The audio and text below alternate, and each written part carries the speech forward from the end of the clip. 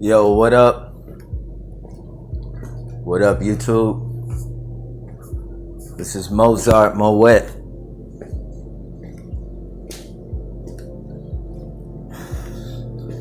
The battle we face amongst humanity, amongst countries, nation against nation, and what have you, pertain to the dynamics of the mind. And what's in the mind precipitates through the brain and out of the mouth. It enters the speakers of the ears of people, dictating their actions and perceptions. Their perceptions first, and then their perceptions dictate their actions, and their actions are polarized. That is a tree of knowledge which can be used for good or evil. But perception subtly lies next to knowledge, and that the perception of that knowledge, that it is not exposed, naked, or in complete light, has variances of shadows that pertain to personal interests and morals. And in such a thing, you get a dualism between people who have the common interest but are experiencing different sides of the spectrum pertaining to the issue at hand. This creates a shadow. And if one is not able to altruistically walk in another person's shoes and see from where they are coming from, they appear to be disposed to rile against one and pertain to them unsatisfactory traits in terms of selfishness and what have you. But that's really not the case. What it is people who see two different sides of the coin. The question lies is, where does that shadow lie, or if there's a shadow at all, if they could put the two pieces together and see the plain, indiscriminate, unbiased clause which causes them separation. Leonardo da Vinci quotes, "Curiosity is the first form of intelligence, and in that intelligence it's less about difference but more about commonality, which makes the mind more so divine towards genius. In such a manner, that which can lie a truth beyond opposing sides is unbiased, and that problem is most indiscriminate. And in its indiscriminity, it is the principle of truth that allows all individuals to reap the benefits of that harvest, no different than a candle in a dark room. All who are in that room are able to see on behalf of the candle's light.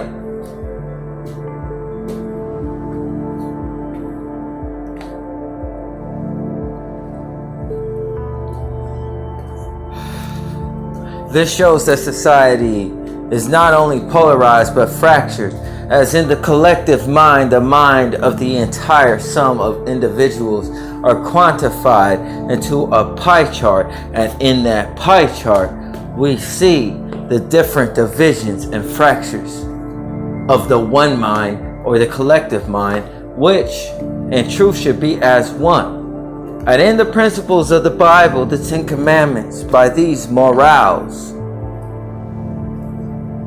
in this regimen is unbiased no matter the perception. The only thing that could cause two different individuals to see a shadow of darkness on either side of the coin is personal interest and selfishness. Unrighteousness affects all people, just as light affects all people. Light does not say to this person you can have it and the next individual it can't. It's whether the individual is to go beyond their own personal perceptions and understand the total sum of a matter, that things can be mitigated unbiasedly.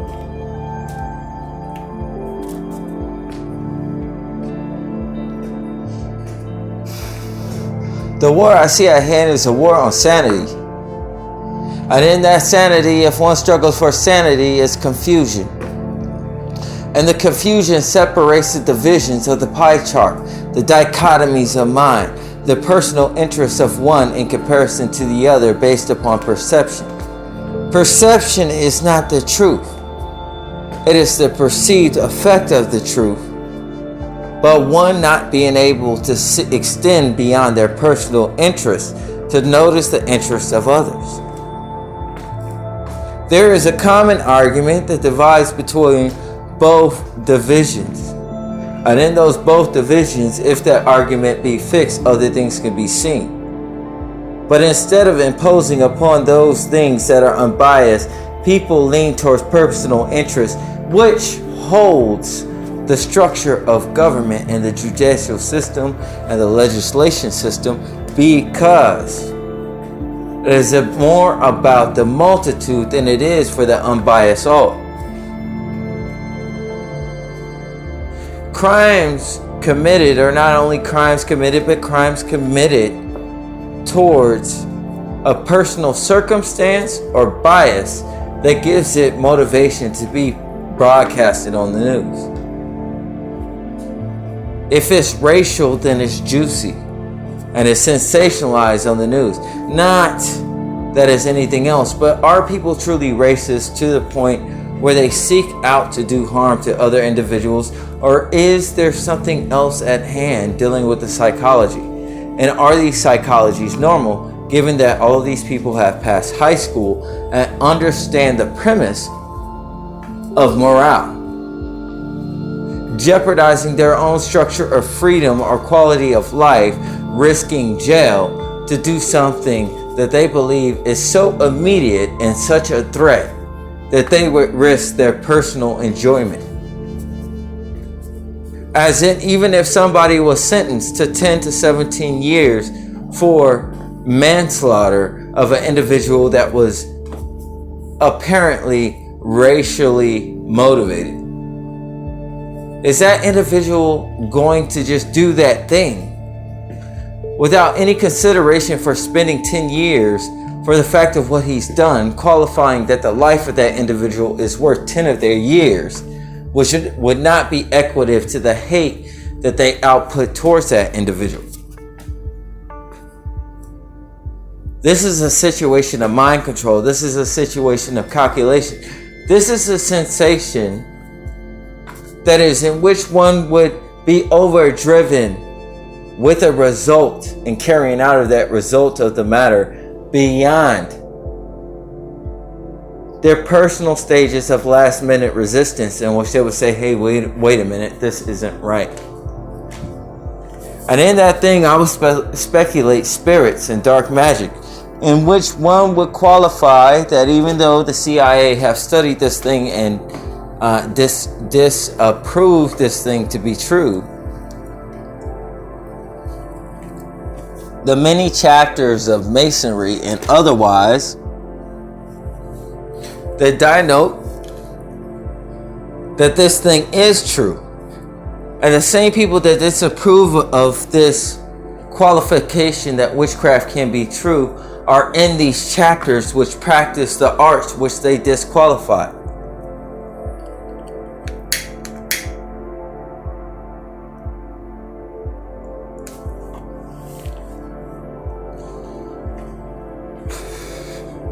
If held up to the light, one truth will outweigh the other. And this would be seen through the leanings of the intentions, the common interests of that party or that certain goal of that chapter, to dominate the masses in a particular way.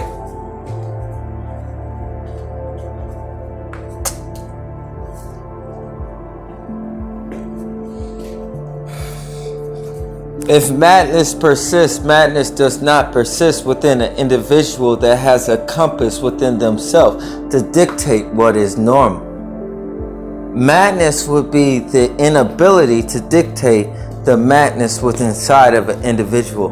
Thus, other people's public perception would dictate the total sum of that individual's psychology based upon knowledge. But knowledge only deals with the spectrums in which knowledge can measure. Take, for instance, two individuals could be physically hurt falling off of a bike. And though their injuries are the same, the perception of their injuries are quite different. One individual experiences more pain than the next individual, which pertains to pain is more equative to the conscious mind or the brain's understanding or perception of that pain than the actual physical pain itself. Why would pain and an involuntary reaction be different between two qualifying individuals that have the exact same injury? One sickness may lead an individual to death. One sickness of that same magnitude will lead an individual to life. An individual would be all the better for having it, building the antibodies and what have you. Because these two things are not equative by dynamics of algorithm or computer situations, there would be no way for the computer to measure that except by weight and what have you. But even then, the computer would be weighing unknowable variables. And how is that possible? These are spiritual qualities and gifts in which one generally cannot quantify, but in such having faith can have confidence that they may be able to overcome such a matter. How is one able to perform that feat? Many times we do ask in spectacular events that's presented in the news or otherwise. And the truth of the matter is that these tasks cannot be manifested within our rational, knowledgeable mind, because it is not something that we can measure, and in measurement it exceeds the bounds of what is physically or capably possible for an individual. And how would we know such a thing without knowing such a thing unless that thing be spiritual? So in then such that we give awareness to such situation in consideration of what would be hypothesized as science. Do we give a rational exertion point of the extent of that individual, which would not be the same as an individual of equal weight and height and structure?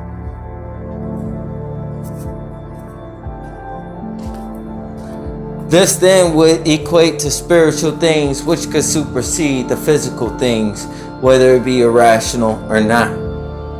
So in such course that we pertain to call some individuals schizophrenic. Schizophrenic pertaining to what?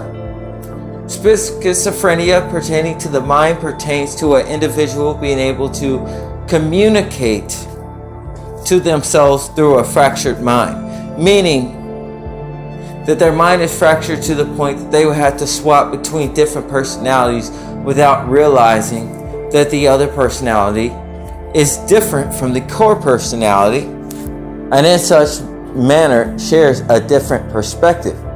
What we're saying is that individuals cannot see other perspectives or walk in other individuals' shoes based upon the principle of multiple personality disorder or the illusion thereof. In such matter that we focus on schizophrenia, as schizophrenia is taken as individuals that pertain or hear auditory hallucinations that are not exactly within the physical spectrum of the room that one could quantify as being rational. We would say that this individual is most schizophrenic. However, then we are pertaining that by evidence of the mind, everything that we merely perceive is truth. But there are deeper truths than what can be physically measured. And in these things, though they can't be measured, they could be seen, and in that thing, such a mystery and light. How are many court cases solved? They're solved not by the things that are presented, but by the cross-referencing of patterns, situations, and what have you, that we can algorithmized with their own mind. The justifiable means down to the proportion of what is right and what is wrong, the light and dark, and the decision or choice that is made, that a judge is able to make the leaning of whether someone is innocent or guilty.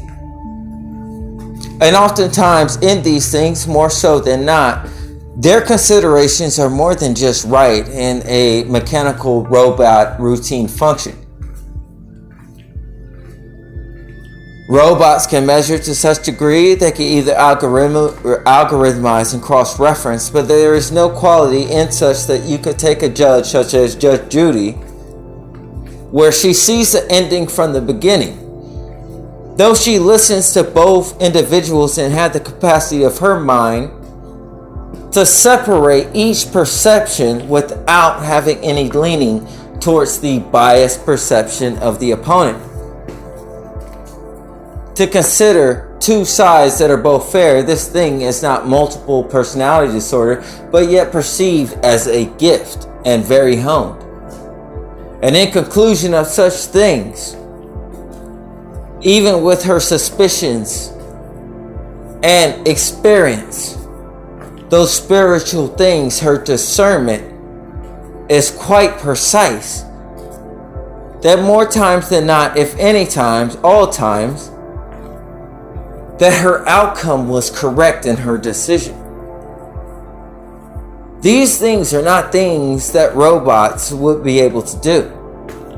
And then we also have to justify the moral leaning of building androids and what have you, in the such that will androids be able to operate like human beings in consideration of moral codes? Because the greater good can become evil in the such that this is for your own good. But your personal interest in your being is separate than a different person's being, such as when I describe the pain in one individual, even though it be the same in a twin of that individual, one would experience the pain more so than the other. These things are very finite things that are spiritual things that cannot be quantified or measured, in which we trust the knowledge of an individual that their perceptions are most considerate and correct, which is why they are appointed. These individuals in Scripture are called dignitaries.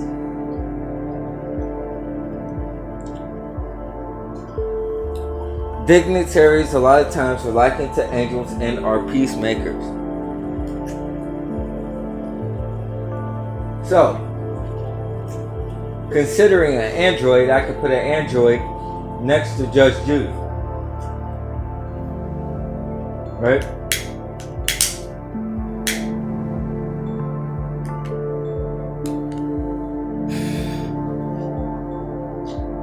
I could put an android next to Judge Judy. And let's say that even though Judge Judy knows the entire bar or the entire law book, so does this android. And this android is in fact up to speed where he is able to understand every piece of that book better than Judge Judy, because it's stored on hard knowledge, or like a hard drive. Able to call words up precisely. The difference is even though she may know this book heart to heart, she doesn't know the words precisely, but she knows what they mean.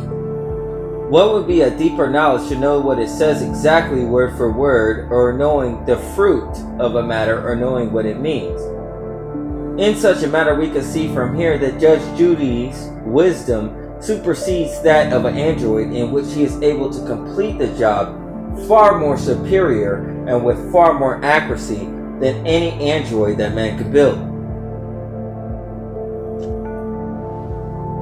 The android is going to operate in terms of carrying out the case and more in terms of verbatim, because verbatim is what the android knows. And even though there is an algorithm of cross-referencing, there is not a cross-referencing in which Judge Judy could sense between individual to individual without even having to consciously measure the data. So, When it gets to moral aptitudes, to be more precise, we would have to have an individual such as a human being do such a thing. An android would not be able to carry this out.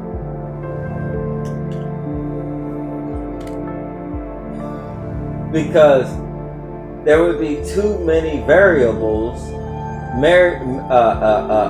measured against other variables in which the android would have no experience or would not be capable of having experience of.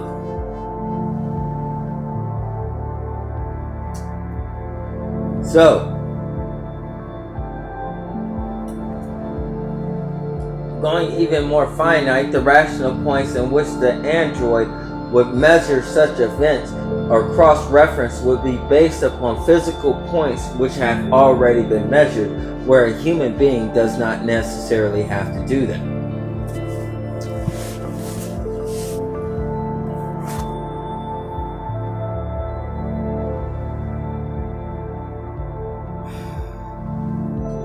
This is Mozart.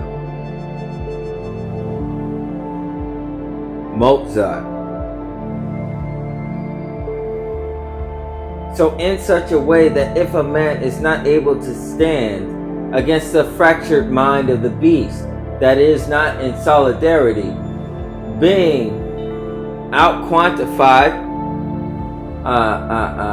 and not having nearly as much knowledge, is he able to cross-reference the closest nearest points of entry into his mind that would be considered vulnerabilities, is to know himself very well.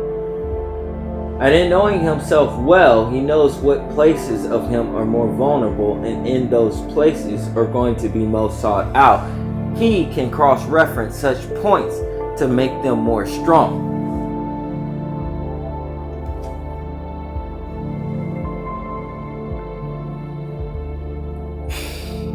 There are not physical points in those places in which would make it stronger, but psionic points in which give strength to balance out the total whole. And in such measure, in this fortifying and the spiritual aptitude which cannot be measured or according to knowledge but by faith and understanding, he is able to outline the vulnerabilities of his opponent. His opponent is constrained and conscious to only go after the vulnerable points of his opponent, which is you.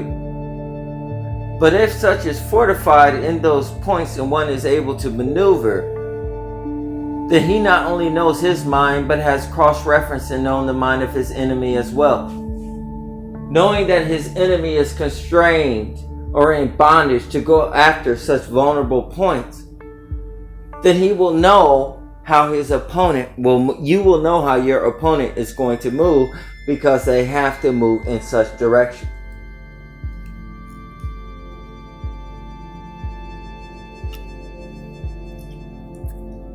The options that are taken, or more so should I say, the opportunities that are taken are no different than the opportunities that you give. So in such manner, if I cross-reference that, then I understand intellectually fighting, even though I don't understand fighting. But what I release, and is not contracted as into block a manner, then I know is exposed and the other side is blocked. This allowing myself the option to do what's easy and not to block. Because I know more so in the defense of that manner, it's going to make it a sure shot that my opponent is going to go after what is easily accessible, no different than a lion in a wild going after a gazelle. He will go after the one that is weaker or slower. Them pertaining to such a spot, giving instantaneous information in their mind in order to fight. They are going to go after what is most available. But even in such defenses that are defenses which are physical, can be made vulnerable if one has the stamina and is willing to sacrifice breaking that defense down.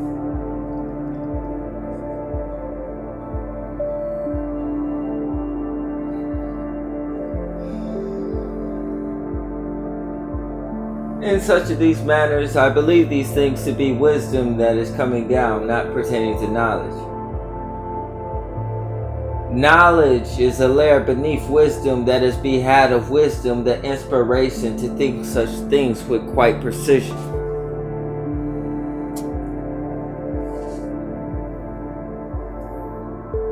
These are linguistic gymnastics.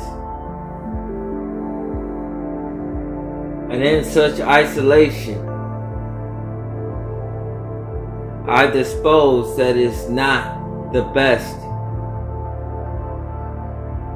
to not have another to transpose these thoughts upon, to understand the relative rational experience between the wisdom and knowledge of what is and the perception of what individuals believe it to be.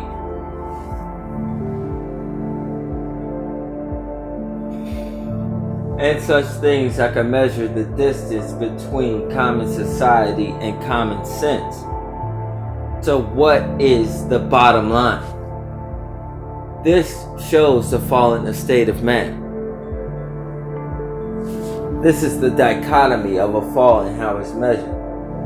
And it's in the spiritual but not the physical, and if least sense you measure the weakest proponent of society to the strongest, which fits into something Darwinistic, survival of the fittest. But one intelligent may be more intelligent than another intelligence that is far superior in what can be measured. This can be considered knowledge.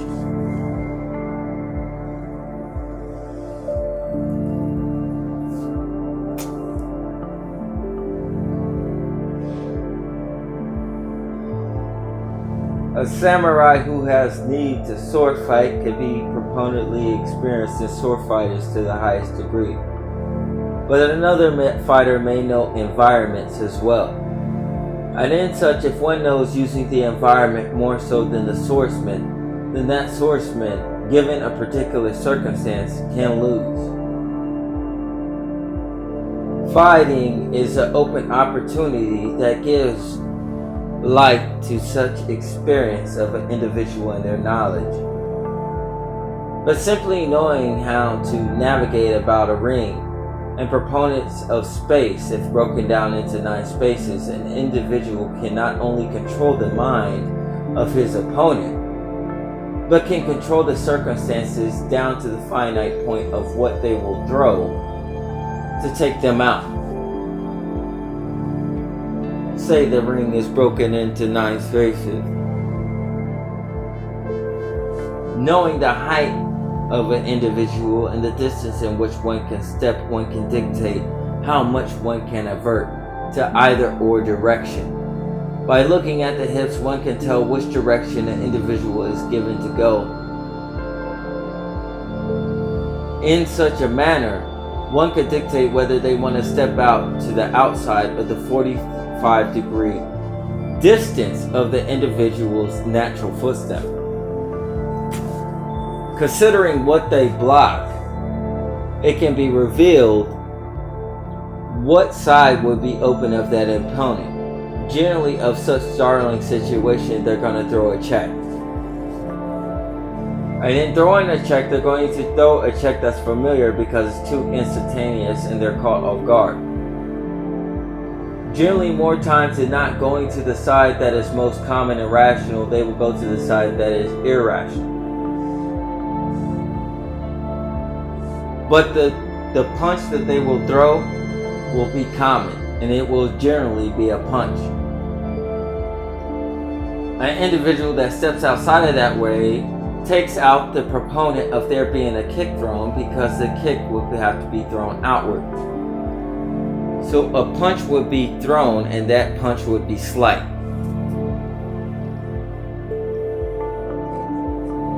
Usually to the same side that they're stepping.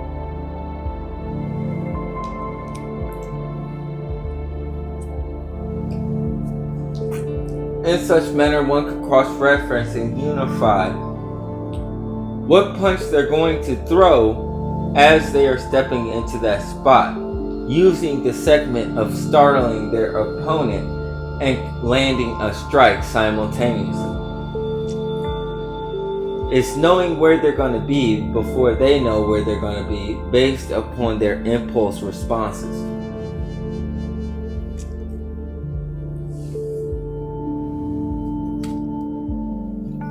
Though I am not a fighter,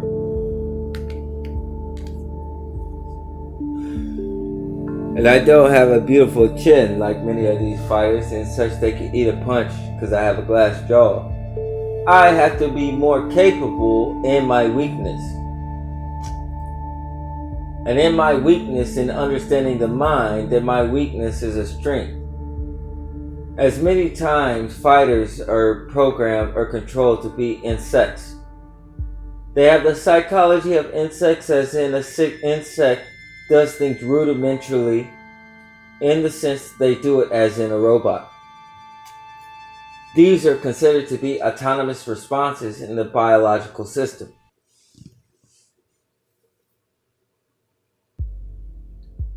In such a manner that oftentimes when one learns martial arts, they learn it according to things that are autonomous, or try to train it to be a second nature or to be as autonomous as possible.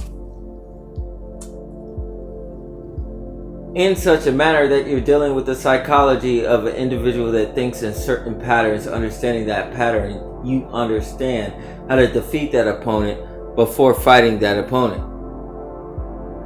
In such a manner where it's instantaneous and that opponent comes in such a way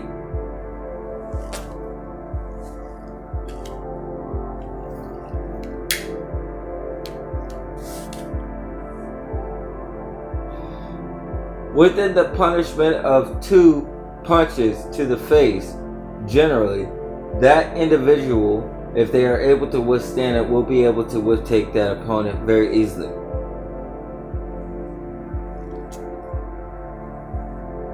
People oftentimes optimizes for going for face strikes when the face can take quite a bit of damage and abuse, considering what people commonly believe. I believe body shots to be much more detrimental, such as the liver or the collarbone.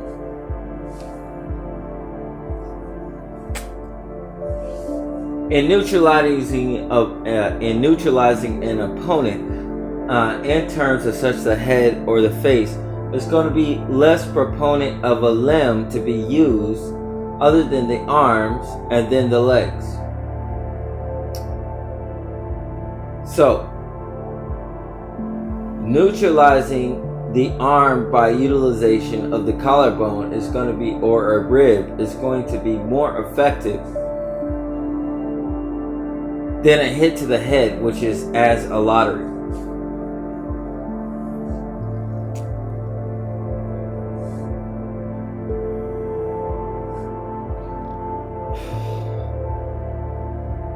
The way to attack a bigger opponent is to take apart the components, which is also unbiased or equitative in such a manner that you take off the joints.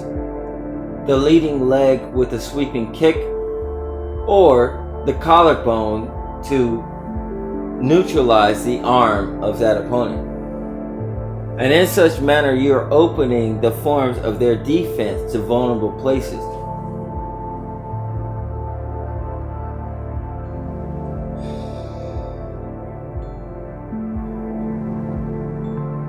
So, these things are not particularly about fighting, but it's about analytics of something in which it can be measured. But where does such opponents get such an idea, unless those ideas are hardwired or hard-coded in the brain? Therefore, we get the understanding of chess being able to outperform your opponent by understanding what your opponent is prone to do.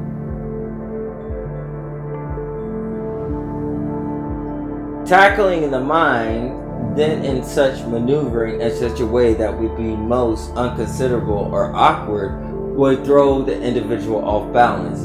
And in this term, we link that to the Bible that we would call drunkenness. And if one is drunken, then they are out of step. They are out of rhythm. They would first have to find their rhythm to get into step.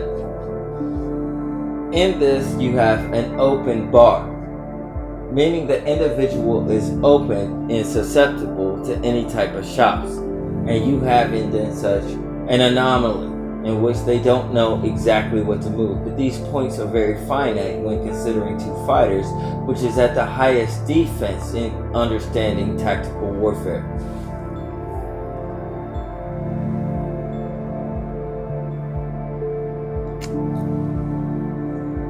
This is why I don't buy a gun, because the way I think is quite different.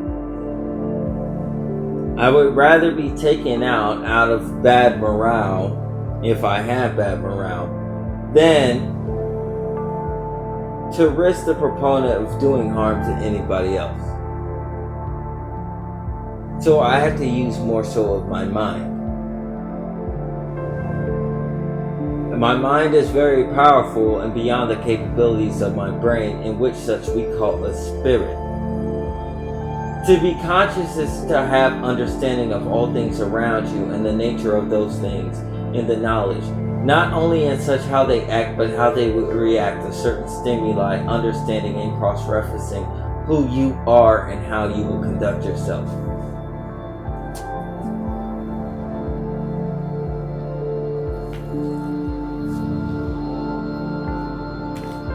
And these things I consider.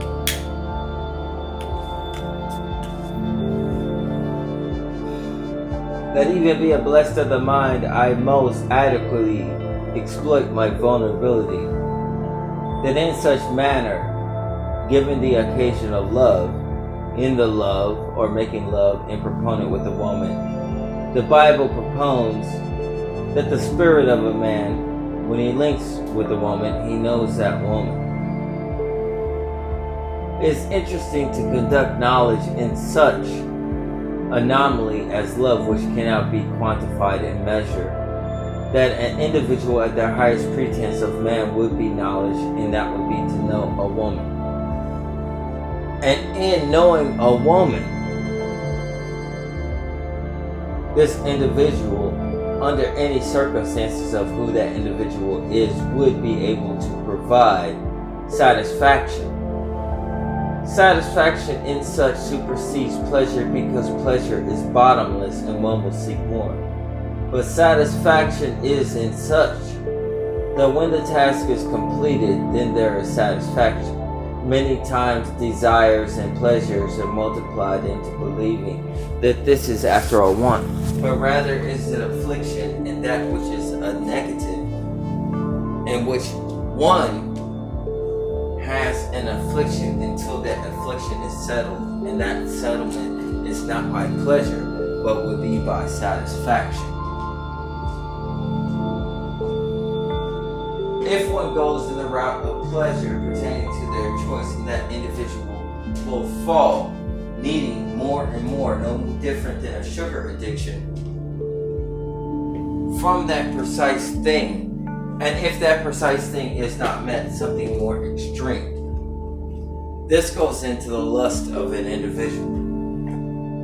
But in that it being love, and that individual knowing an individual, the higher pretenses is not sexual, but emotional. And in such a manner, this is put in the feminine archetype to be emotional. The woman attribute, which is the Holy Spirit, the Holy Ruach Kadesh. But this is still the spirit of the Father, which doesn't mean that the Father is trans, but rather a spirit is not predisposed to being born and a binumeral equation of male or female, but supersedes such point, holding the attributes to be complete and whole as a unified persona of male and female coming together, creating a total whole, no different than a flower of the field, the male and the female principle coming together, pertaining to the archetypes of the roles of that individual, would make completeness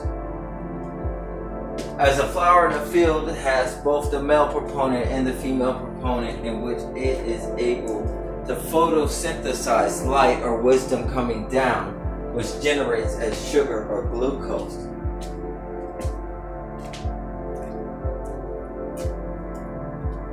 In the Bible, it mentions, is there something sweet in the strong, pertaining to the sweetness or the gentleness of an individual that is strong. An individual that is strong must know or understand weakness. Many bodybuilders, me at weighing 185 pounds, was able to twist off a doorknob because I wasn't thinking about it at my sister's house. And when I turned the doorknob, the whole doorknob came off the bathroom. In that moment in time, I was so focused on getting to the bathroom that I didn't pay attention to my strength. But in such manner, I have had very few effects in which such that happened. Giving mind that if somebody is strong and that strength be spiritual, then in such a manner, that individual who is strong must learn weakness. And that individual who is weak must learn strength.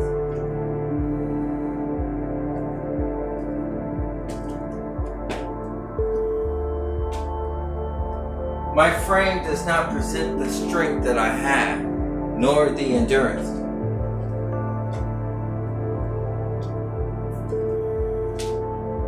The strength that I am does not pertain to that which is physical. That which is physical is not. And in such manner, in learning that that which is physical is not, because it pertains to perception and does not pertain to what is, which includes the spiritual, it would be most fallible in terms of understanding science.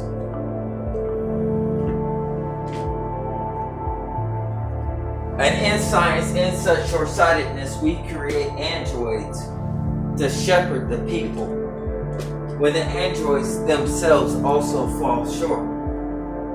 Even in such an attribute is the greater magnitude in which one is able to cross-reference or algorithmize a certain effect. But just because they can outperform a human being in calculations does not mean that their knowledge is supreme, nor do they have any scope of wisdom.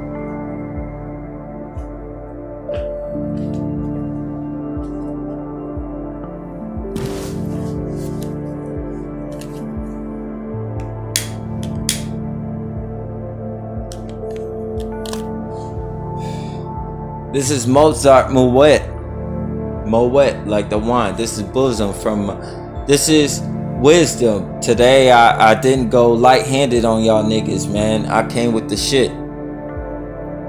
You know what I'm saying? But there is not generally much precaution towards individual who has spiritual dynamics to dispose those spiritual dynamics for understanding and chasing after worldly things. And in such manner, the first thing that is slighted is their awareness. And though one has knowledge and perception of a thing, seeing it exactly as it is, they do not understand it exactly, not understanding the spiritual of the precursors that cause an individual to behave in such a manner. Therefore, we are short-sighted in many crimes because we pertain to the action, but not the principle that caused that action, and in such we fall short. But to do such, then we would obscure freedom of speech in such a manner.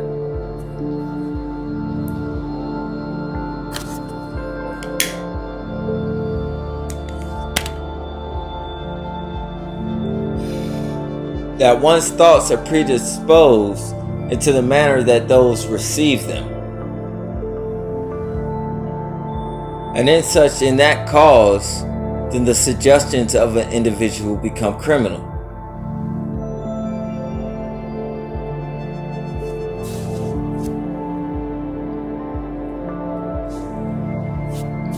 Going back to the topic of a woman who chooses pleasure,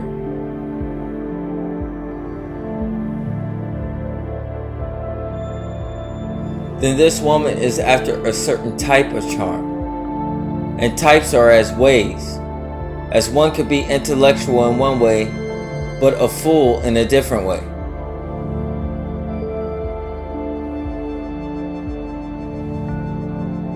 To be savant is to know and understand all things in relativity to all things that you know, cross-referencing all that you know to know everything that's possible. But even then, in knowing what's possible, one also is aware of what's impossible, and what's impossible is infinite.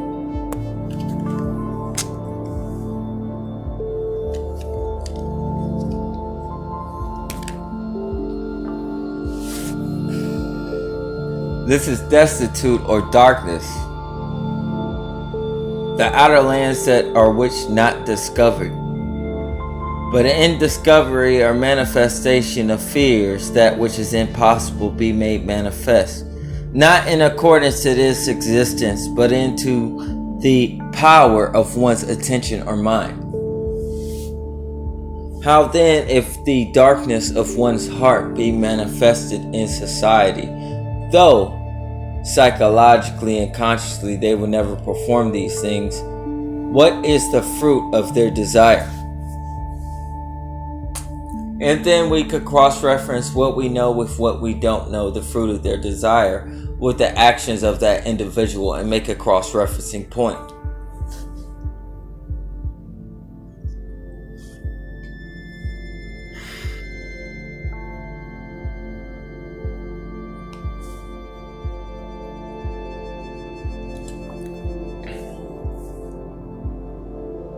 If one is not able to stand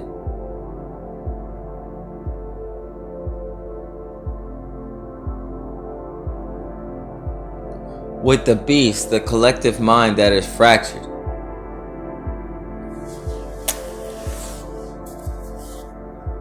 that one is subject to be sacrificed, but if not sacrificed, will face awesome alienation and awesome ostracism.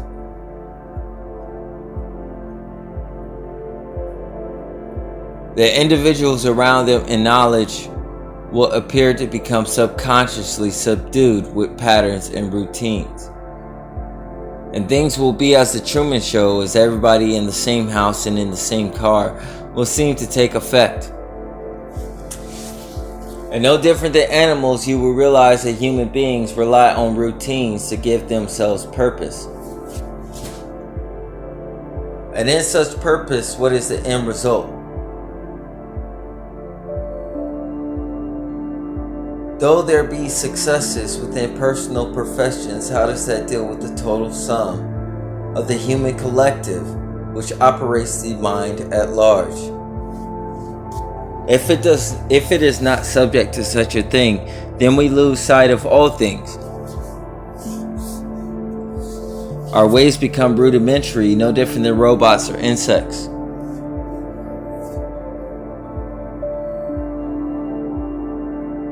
That would make an individual replaceable with a robot. The amount in which you are capable of is not the same amount as the amount which is perceived.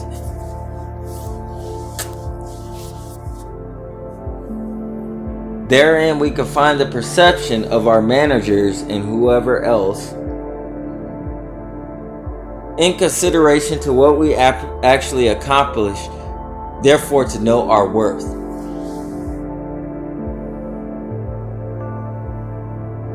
It is not only what is seen, but what is memorized also.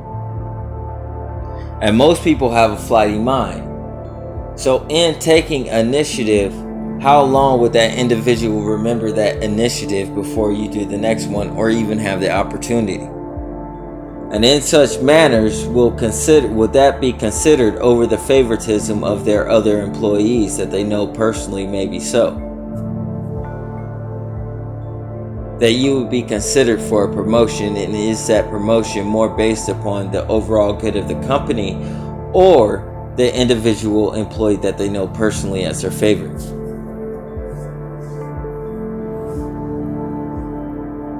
These things are not based around business anymore, but many times more so based upon nepotism. And nepotism is not necessarily nepotism all the time, but based on familiarity. Even though one employee may be more capable than the other employee is a sure shot because that individual knows that individual person. How then are the gains and opportunities of an individual is bound? And I suppose this goes against conservatism, but at the same time, in conservatism, there has to be a flat bar in which benefits all individuals. Where democracy looks at the lesser bits or the lesser opportunities of an individual that to make all individuals equal.